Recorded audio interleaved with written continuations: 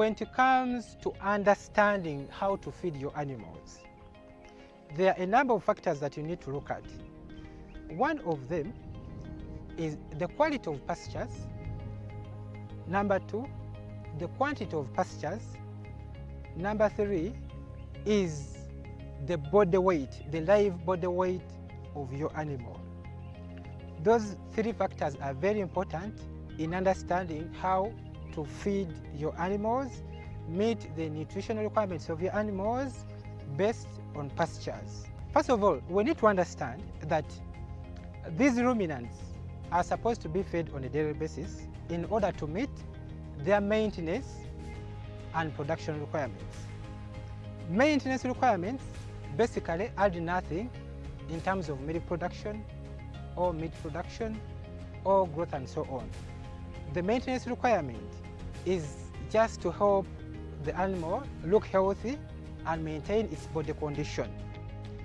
If you want your animal to give you milk or grow or reproduce, maintain a pregnancy for 9 months, you also have to meet the production requirements of your animal. So these three factors, the quality of the pastures, the quantity of the pastures, and the body weight of the animals affect production of your animals. But we also have to understand that this animal has a limit in terms of how much feed or volume of feed it's able to take in, and that is determined by the size of the rumen. And intake or feed intake in terms of how much to graze is also affected by the fiber content of the pastures. So if we are looking at low quality pastures means at the same time that these pastures have high levels of fiber. When there are high levels of fiber, the fiber content actually affects the intake of pastures. For example, let's standardize the discussion by looking at an animal that weighs 300 kilograms as its live weight. An animal that weighs 300 kilograms means that when you look at the rule of thumb that we all know that an animal eats 3 to 5% of its live body weight in terms of dry matter. And we have also told that the fiber content affects the amount of feed that the animal will be able to take in.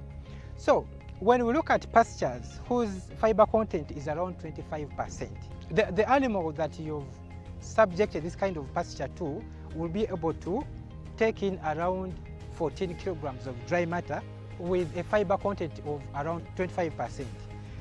If you increased, or if the fiber content of your pastures increased and went to around 30%, then the amount of feed in terms of dry matter that the animal is going to be able to take in is going also to be affected by reducing by 1 kilogram of dry matter, meaning that at 25% your animal was able to take in 14 kilograms of dry matter, but increasing the fiber content to 30%, your animal, the same animal, will only be able to take in around 13 kilograms of dry matter.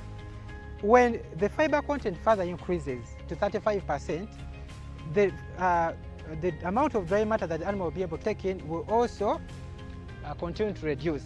So it will move from 14 kilograms of dry matter, 13 kilograms of dry matter, 12 kilograms of dry matter. What does it mean? That every 5% increment in fiber content affects or reduces the amount of dry matter intake by 1 unit. And every reduction in a unit of dry matter subsequently affects the amount of milk your animal is going to be able to produce at the end of the day. So what does that mean? That means that, like we earlier discussed, that you should always ensure that the fiber content of the pastures that you're subjecting your animals to should always be within 25% to 30%.